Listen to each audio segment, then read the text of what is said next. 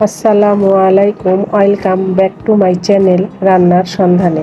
আমি আজকে আপনাদেরকে করে দেখাবো ঘরেই রেস্টুরেন্ট স্টাইলে মাটন কাচ্চি বিরিয়ানি।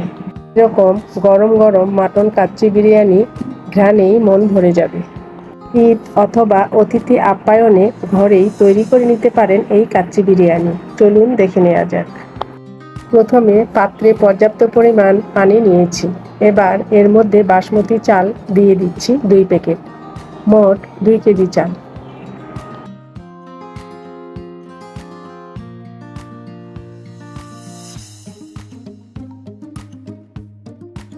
এখন হালকা হাতে নেড়ে দিয়ে 1 ঘন্টা পানিতে ভিজিয়ে রাখবেন। তারপর পানি ঝরাতে হবে 12 থেকে 15 মিনিটের মতো।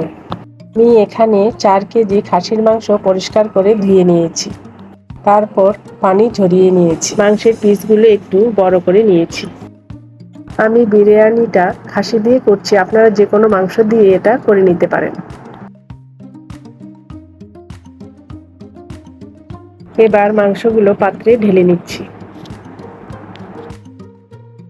মাংসগুলো এভাবে হাত দিয়ে ছড়িয়ে নিচ্ছি। প্রথমে মাংসের মধ্যে দিয়ে দিচ্ছি কাঁচা পেঁপে বাটা 1.5 কাপ পরিমাণ।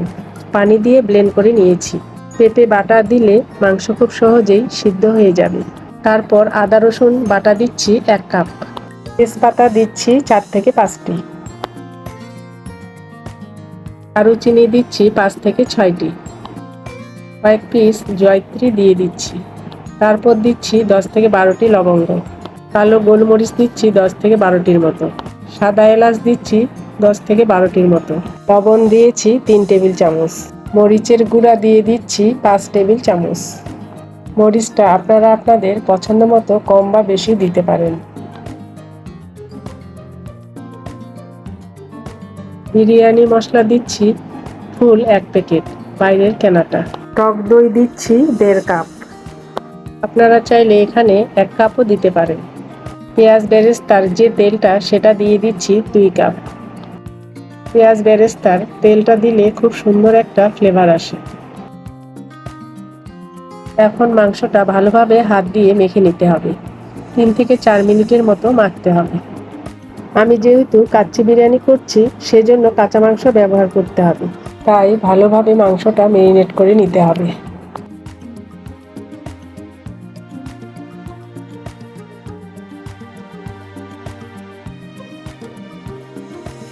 আর যদি আপনারা মাংসটা রান্না করে বিরিয়ানি তৈরি করেন তাহলে এটা পাক্কি বিরিয়ানি হয়ে যাবে।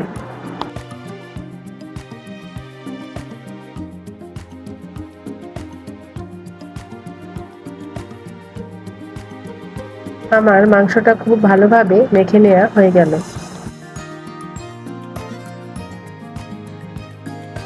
তারপর দিচ্ছি পেঁয়াজ বেরেস্তা 2 কাপ।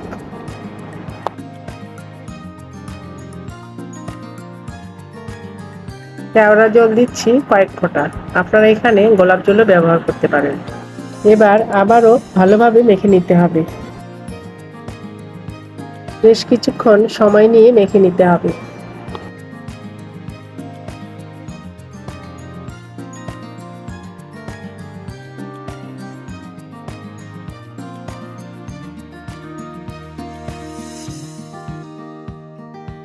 মেখে নেওয়া হয়ে গেলে মাংসগুলো চেপে চেপে দিয়ে সমান করে দিতে হবে।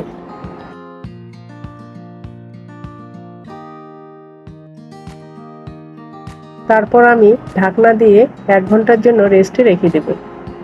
আমি পাত্রের মধ্যে 8 লিটার পানি দিয়ে চুলায় বসিয়ে দিয়েছি বিরিয়ানি রাইসের জন্য। এবার এর মধ্যে দিয়ে দিচ্ছি 4 থেকে 5টি তেজপাতা। দিচ্ছি কয়েক পিস দারুচিনি। জয়িত্রী দিয়ে দিচ্ছি সামান্য একটু।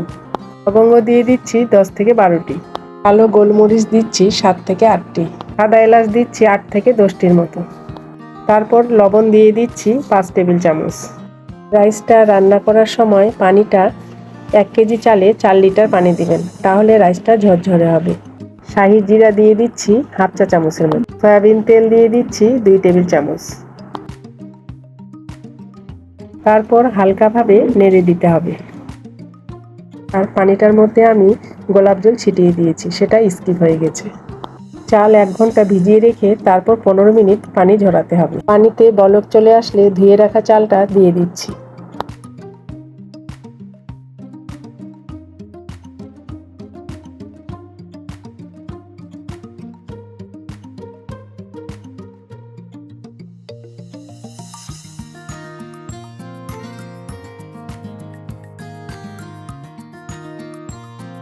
এবার হালকা হাতে চালটা নেড়ে দিচ্ছি।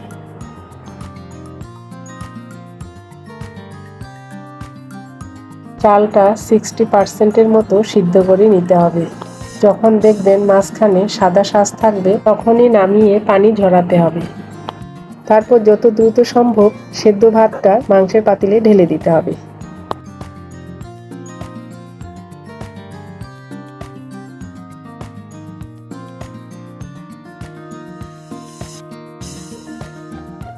এখানে আমি ভেজে রাখা আলু দিয়েছি, সেটা স্কিপ হয়ে গেছে। এবার বাকি ভাতটাও দিয়ে দিচ্ছি।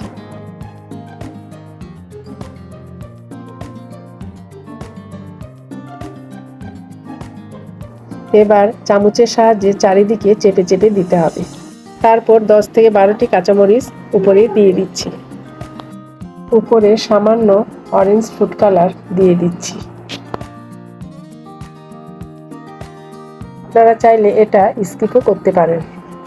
আমার কাছে এটা দেখতে ভালো লাগে তাই আমি দিয়েছি। তারপর আমি উপরে 1 কাপ ভাজা পেঁয়াজ ছিটিয়ে দিচ্ছি। 1/2 লিটার লিকুইড দুধের সাথে 1/2 কাপ ঘি দিয়ে 1.5 টেবিল চামচ চিনি এবং 1/2 টেবিল চামচ লবণ দিয়ে দুধটা মিশিয়ে নিয়েছি। এখন রাইসের উপরে দুধটা ছিটিয়ে দিতে হবে।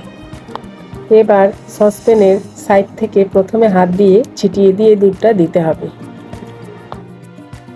এরপর আমি মাঝখানে দুধটা ছিটিয়ে দিচ্ছি। উপরে আমি 1 মুঠের মতো কিশমিশ দিয়ে দিচ্ছি। আর দিয়ে দিচ্ছি 6 থেকে 7টি আলু বখরা।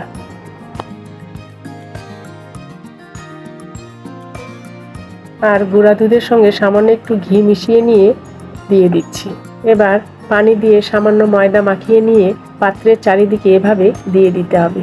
তারপর ঢাকনা দিয়ে দিচ্ছি। এবার চুলার হিট এরকম থাকা অবস্থায় একটি তাওয়া বসিয়ে দিয়েছি। এবার তোয়ালা ভিজিয়ে ভাঁজ করে নিয়ে তাওয়ার উপরে বসিয়ে দিচ্ছি।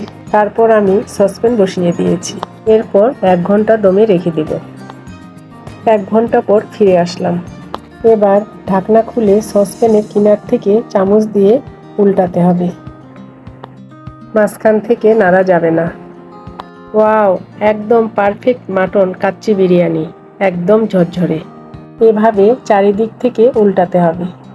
আশা করছি আজকের রেসিপি আপনাদের কাছে ভালো লাগবে। রেসিপি ভালো লাগলে অবশ্যই চ্যানেলটি সাবস্ক্রাইব করবেন। তৈরি হয়ে গেল আমার মাটন কাচ্চি বিরিয়ানি। আজকের মতো এখানে বিদায় নিচ্ছি। আল্লাহ হাফেজ।